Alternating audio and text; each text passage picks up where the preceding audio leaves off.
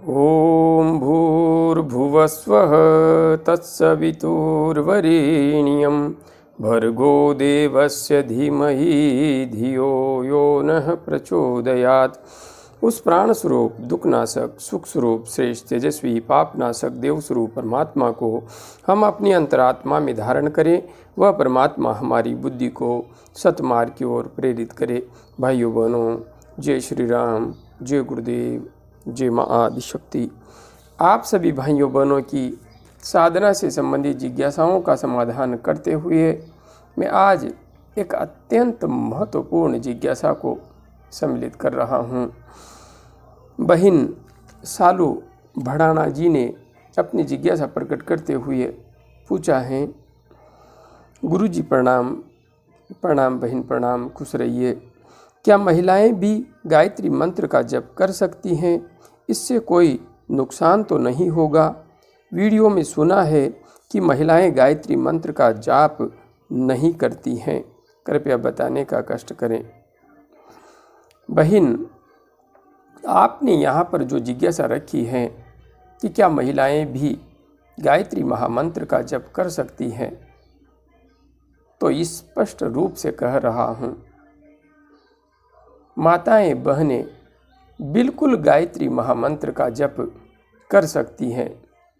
यदि कहीं पर शास्त्रों में ऐसा लिखा है या कोई संत महात्मा या ज्ञानी पंडित जन ऐसा बोलते हैं कि महिलाएं गायत्री महामंत्र का जप नहीं कर सकती, तो निश्चित है उन्होंने गायत्री तत्व को सत्य अर्थ में न तो जाना है, न समझा है, और न ही वे माँ आदि शक्ति के सच्चे उपासक हैं। पूज्य सद्गुरुदेव माँ आदि शक्ति के महानतम साधक थे और उन्होंने सबके लिए गायत्री महामंत्र का स्पष्ट अधिकार दिया है। और आज संपूर्ण विश्व में करोड़ों की संख्या में गायत्री परिवार के परिजन हैं और उनमें सिर्फ पुरुष ही नहीं है। जितनी संख्या पुरुषों की है उतनी ही संख्या माताओं बहनों की भी है, और वे सभी गायत्री महामंत्र का जप कर रही हैं। जिन पुरुषों ने ऐसी भ्रांति समाज में फैलाई कि गायत्री महामंत्र का जप स्त्रियां नहीं कर सकती, उनकी मानसिकता कलुषिता पूर्ण थी। वे नहीं चाहते थे कि स्त्रियों का भी मानसिक विकास हो, उनके अंदर भी सत्य का जागरण हो, क्योंकि ऐसा होने पर स्त्रियां पुरुषों से कहीं न कहीं प्रतिस्पर्धा कर सकती थी। इसलिए पुरुषों ने अपना हित संधान करने के लिए, अपना स्वार्थ देखते हुए माताओं बहनों के मार्ग में इस प्रकार की अड़चनें पैदा कर दी शास्त्रों के नाम पर। जबकि गायत्री महामंत्र का जप करने से प्रत्येक व्यक्ति को, वह चाहे स्त्री हो या पुरुष, सिर्फ और सिर्फ सत्य का प्रकाश प्राप्त होता है। ऋतंबरा प्रज्ञा जागृत होती है। सत्य को धारण करने वाली बुद्धि प्राप्त होती है।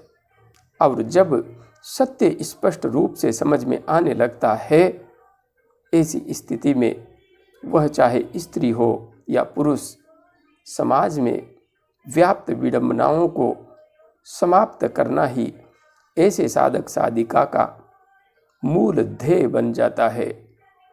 और सत्य आधारित बुद्धि को प्रकाशित करने के मार्ग में माँ आदि शक्ति जगत जननी की साधना, उपासना राम बाण उपाय है। इसलिए प्रत्येक माता बहन इसकी अधिकारिणी है। इसमें मुझे कोई भी संशय नहीं है।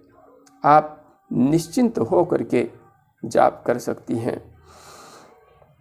आगे आपने पूछा है, गुरुजी मैं साधारण तौर पर ही पूजा करती हूँ, किंतु मेरी रीढ़ की हड्डी में जैसे कुछ रेंग रहा हो ऐसा महसूस होता है और मेरे सर में बहुत तेज दर्द होता है। कपाल में और कानों में भारीपन रहता है। गुरुजी मुझे कई सालों से कान में झिंगुर की तेज आवाज़ आती है बिना ध्यान लगाए भी। गुरुजी यह क्या है? मेरी समस्या का समाधान कीजिए। जय माँ आदिशक्ति। बहन, आपने यहाँ पर लिखा है आप साधारण तौर पर ही पूजा करती हैं, किंतु आपकी रीढ़ की हड्डी में जैसे कुछ रेंग रहा हो ऐसा महसूस हो रहा है।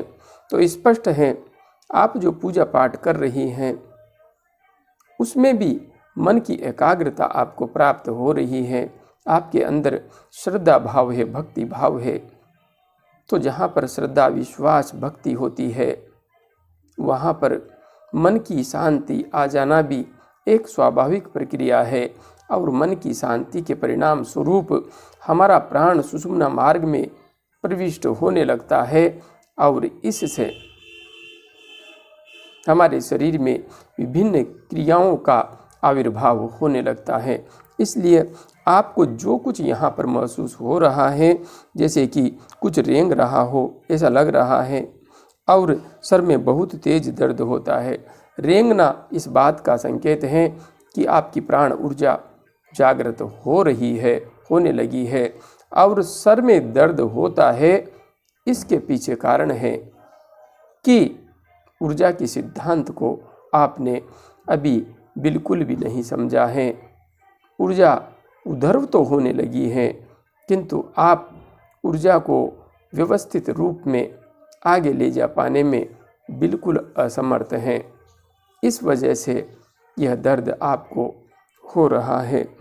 कपाल में और कानों में भारीपन आपको लग रहा है और कानों में झिंगुर की तेज आवाज़ आती है। आपको ध्यान लगाने पर तो आती ही होगी, लेकिन बिना ध्यान के भी आपको आ रही है। तो स्पष्ट है कि आपकी प्राण ऊर्जा जागृत है। इसमें इस जन्म की साधना चाहे विशेष न हो, किंतु पिछले जन्म की साधना का भी प्रभाव निश्चित रूप से हो सकता है। आपको मेरा सुझाव है, हमारे इसी चैनल पर उपलब्ध सुषुम्ना नाड़ी में प्राण का प्रवाह कैसे करें और आज्ञा चक्र का जागरण कैसे करें, दोनों वीडियो को अवश्य देख लीजिए। सुषुम्ना नाड़ी में प्राण का प्रवाह कैसे करें, उस वीडियो के अनुसार संपूर्ण विधि को समझ करके मंत्र जप करने से पूर्व, जप तप ध्यान करने से पूर्व अभ्यास कीजिए और उसके बाद में आप जप कीजिए, पाठ कीजिए, जो भी आपको करना है कीजिए। किंतु हाँ, उस विधि को अपनी साधना में अवश्य जोड़ लीजिए। इसके बाद में जब आप जप करें तो जप करते समय उससे पूर्व आपको शीघ्र सफलता मिले, आज्ञा चक्र आपका प्रकाशित हो। इसके लिए आप आज्ञा चक्र का जागरण कैसे करें, इस वीडियो में जो विधि मैंने समझा रखी है उसे देखिए, अच्छी तरह से समझिए और अनुसरण करते हुए आगे बढ़िए। आपको यह जो सर दर्द हो रहा है, भारीपन हो रहा है, सब कुछ व्यवस्थित हो जाएंगे। हाँ, गायत्री महामंत्र का जप कीजिए, निश्चिंत होके 3 माला से शुरुआत कीजिए और बढ़ाते बढ़ाते कम से कम 11 तक पहुँचिए। आप स्वयं देखेंगी कि आपके जीवन में अद्भुत परिवर्तन हो रहा है। हाँ, यहाँ पर मैं एक बात विशेष रूप से आपसे कह देता हूँ, जो ऐसा कहा गया है कि महिलाएं गायत्री महामंत्र का जप नहीं कर सकती, तो उसके पीछे 2 कारण मुख्य हो सकते हैं। एक तो माताओं बहनों को बच्चों को जन्म देना होता है और प्राचीन समय में ऐसी व्यवस्थाएं नहीं थी कि 2 बच्चों का जन्म हुआ और नसबंदी करवा ली या अन्य साधन अपना करके इस समस्या से निजात पाई जा सकती थी। कहीं न कहीं स्त्री को जीवन भर इसी प्रक्रिया से गुजरना पड़ता था। 10-10, 12-12 बच्चे होते थे और उनकी देखभाल करना, उनकी स्वच्छता का ध्यान रखना। तो माताएं बहनें स्वच्छता का उतना ध्यान उस युग में नहीं रख पाती होंगी, किंतु आज वैसी समस्या नहीं है। दूसरा, यदि स्त्री शुद्ध सात्विक है और उसका पति मांसाहारी है, शराब पीता है, तो ऐसी स्थिति में पति की अपवित्र ऊर्जा उसे प्रभावित करती है, तो भी परिवार में सुख शांति के स्थान पर अशांति व्याप्त हो सकती है। इसमें मुझे कोई संशय नहीं है।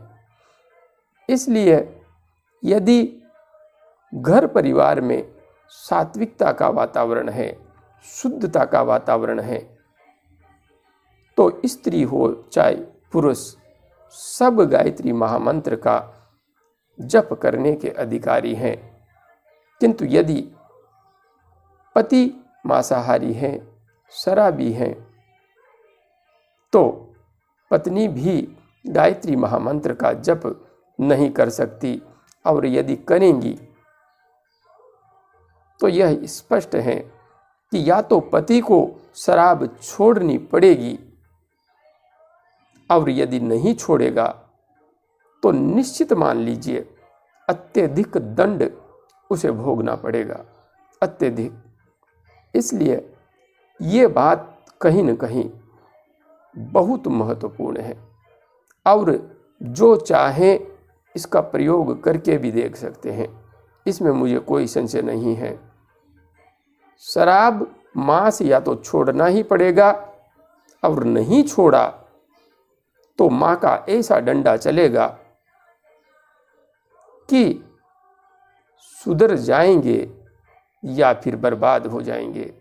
इसलिए शराब और मांस, जिस घर में इनका प्रचलन नहीं है, उस प्रत्येक घर में गायत्री महामंत्र के जप का अधिकार है प्रत्येक व्यक्ति को। और जहाँ पर ये चलते हैं, चाहे जाति कोई सी भी हो, गायत्री महामंत्र का किसी जाति, कुल, गोत्र, वंश से, धर्म से कोई लेना देना नहीं है।